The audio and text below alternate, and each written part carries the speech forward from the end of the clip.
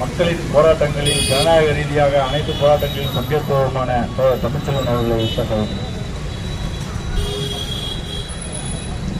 அன்பார்ந்த தோழர்களே, திருவண்ணாமலை நகர்வாழ் மக்களே, அனைவருக்கும் புரட்சிகர மாணவர் இளைஞர் முன்னணி அமைப்பின் சார்பாக புரட்சிகர வணக்கங்களை தெரிவித்துக் கொள்கிறோம்.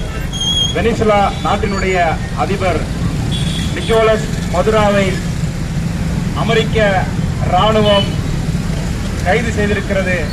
அதற்கு காரணமாக வெனிசுலா நாட்டிலிருந்து அமெரிக்கா உள்ளிட்ட நாடுகளுக்கு போதைப் பொருளையும் அங்கிருந்து ஏற்றுமதி செய்வதாக, அங்கிருந்துதான் போதைப் பொருள் அந்நிய நாடுகளுக்கு உள்ளே வருவதாக கூறி இன்றைக்கு அந்த கைது நடைபெற்றிருக்கிறது.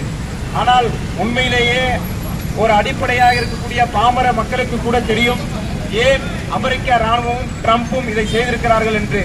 ஏனென்று சொன்னால், அமெரிக்காவை எதிர்த்து ஏகாதிபத்தியத்தை நாங்கள் எதிர்க்கிறோம் என்று யாரெல்லாம் பேசுகிறார்களோ, எங்கள் நாட்டினுடைய கனிமங்களை அமெரிக்க ஏகாதிபத்திய அமெரிக்க கார்ப்பரேட்டுகள் கொள்ளையடிப்பதற்கு நாங்கள் அனுமதிக்க மாட்டோம் என்று யாரெல்லாம் சொல்கிறார்களோ அவர்களை எல்லாம் இதுபோன்று பலவந்தமாக அந்த நாட்டினுடைய அதிபர்களை கடத்துவதும் கொலை செய்வதும், அந்த நாட்டின் உள்ளே சென்று அங்கே இருக்கக்கூடிய பிரச்சனையை அதிகப்படுத்தி அந்த ஆட்சியை கவிழ்ப்பதும் தான் அமெரிக்காவினுடைய கடந்த கால வரலாறாக இன்று வரை தொடர்ந்து கொண்டிருக்கிறது.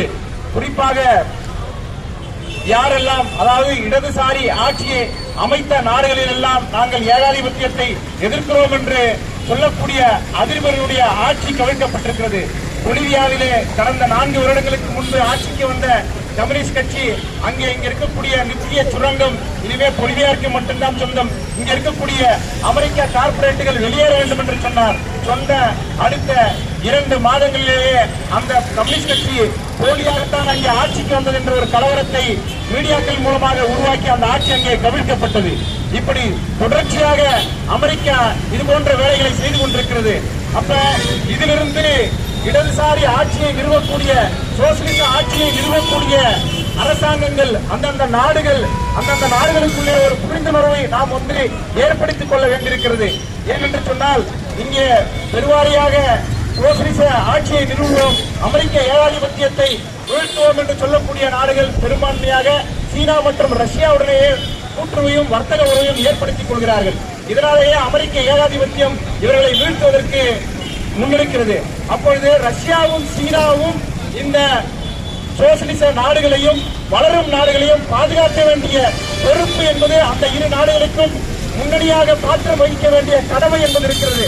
ஆனால் இதனால் வரையில் சீனாவும் ரஷ்யாவும் அதை செய்திருக்கிறதா என்று சொன்னால் இல்லை என்பதுதான் நிதர்சனமான உண்மை என்பதை நாம் பரிசீலனைக்கு எடுத்துக் கொள்ள வேண்டியிருக்கிறது. ஆகையால் சீனாவை ரஷ்யாவை மட்டுமே, அதாவது அமெரிக்க ஏகாதிபத்தியத்தை இவர்கள் தான் எதிர்ப்பார்கள் என்று நாம் இங்கே அவர்களை முன்னிறுத்துகிறோம். ஆனால் அவர்கள் அதை செய்வதற்கு தயாராக இருக்கிறார்களா என்று சொன்னால் இல்லை என்பதுதான் இதுவரை நிரூபணமாகிக் கொண்டிருக்கிறது. ஏனென்றால் இன்றைக்கு ஒரு அதிபரையே நாடு போன்று உள்ளே கடத்திருக்கிறார்கள்.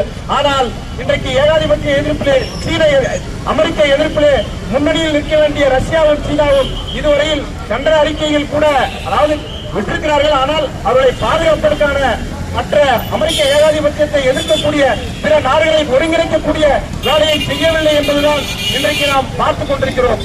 ஆக அவர்களை நம்பி, அது மட்டுமல்லாமல் அமெரிக்க ஏகாதிபத்தியத்தை எதிர்ப்பதாக சொல்லும் நாம் கம்யூனிஸ்ட் கட்சிகளாகிய பிறகு சோசியலிச அரசாங்கத்தை அமைப்போம் என்று சொல்லக்கூடிய அகிலத்தில் இருக்கக்கூடிய அனைத்து நாடுகளுக்குள்ளேயும் ஓர் ஒருங்கிணைவை நாம் ஏற்படுத்திக் கொள்ள வேண்டியிருக்கிறது.